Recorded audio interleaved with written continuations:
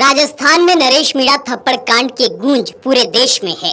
राजस्थान में बीते दिनों थप्पड़ कांड के बाद समरावता में हुई हिंसा से सियासी पारे में जमकर हलचल है। इस बीच राजनीतिक गलियारों में इस बात को लेकर चर्चा है कि इस कांड से कांग्रेस के बागी और निर्दलीय उम्मीदवार नरेश मीणा की राजनीति को कितना फायदा पहुंचने वाला है।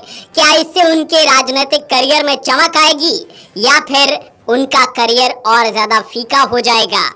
इस तरह के सवाल सियासी गलियारों में खूब गूंज रहे हैं। देवली उनियारा के उपचुनाव में मीणा समाज का नरेश मीणा को काफी समर्थन देखने को मिला।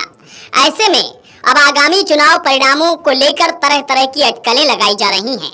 चुनाव परिणाम में किसका पलड़ा भारी रहने वाला है, इसको लेकर जानकार लोग सियासी गुणागणित लगाने लग गए हैं।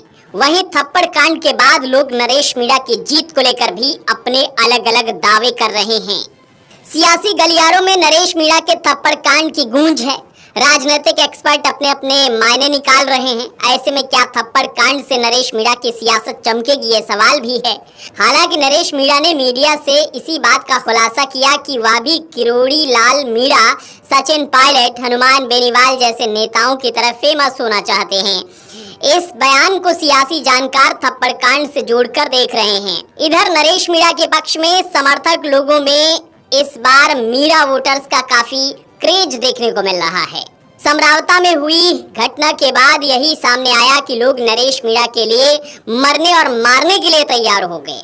इधर राजनीतिक जानकारों का कहना है कि उपचुनाव के दिन बुधवार दोपहर हुए इस प्रकरण से नरेश को वोटिंग में कुछ फायदा पहुंच सकता है, लेकिन ये नहीं कहा जा सकता कि थप्पड़ कांड से उनकी जीत की राह खुलेगी।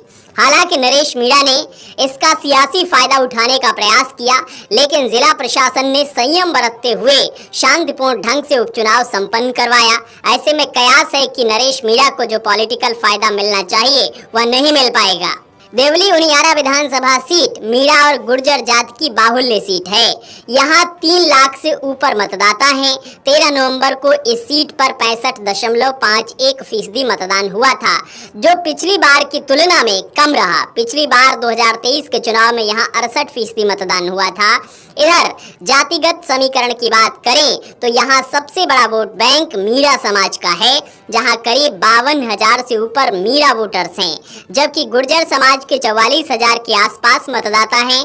ऐसे में ये कयास लगाए जा रहे हैं कि नरेश मीणा ने कांग्रेस के कस्तूर चंद मीणा के मीणा समाज के वोटों में सेंध लगाई है, जिसका फायदा बीजेपी के राजेंद्र गुर्जर को मिल सकता है। इधर नरेश मीणा अपने कुछ समर्थकों के साथ न्यायिक हिरासत में चल रहे हैं। वो टोंक जेल में बंद हैं। नरेश पर पहले से ही 23 मुकदमे थे। इधर समरावता कांड के बाद जिला प्रशासन और एसडीएम ने गंभीर धाराओं में 10 मुकदमे दर्ज करवा दिए हैं। पुलिस सूत्रों का कहना है कि 2 मामलों में नरेश मीणा पहले से ही न्यायिक हिरासत में है। यह अवधि समाप्त होने के बाद बचे 2 मामलों में फिर से नरेश को कोर्ट में पेश किया जाएगा। पुलिस के एक अधिकारी का कहना है कि नरेश मीणा लंबे समय तक हिरासत में रहे, इसके लिए गंभीर धाराओं में तगड़ा केस बनाकर मजबूत फील्डिंग जमाई है। इसके अलावा राज्य के अन्य स्थानों पर दर्ज मामलों में भी गिरफ्तारी के लिए पुलिस ने नरेश की पूरी कुंडली तैयार कर ली है। अब सवाल ये भी उठ रहा है कि जब 23 तारीख को उपचुनाव के नतीजे सामने आएंगे तो क्या जेल से ही नरेश मीणा परिणाम सुनेंगे? क्या अगर उनकी वहां पर जीत होती है तो जेल में ही बंद वो विधायक बनेंगे? ये भी सवाल है।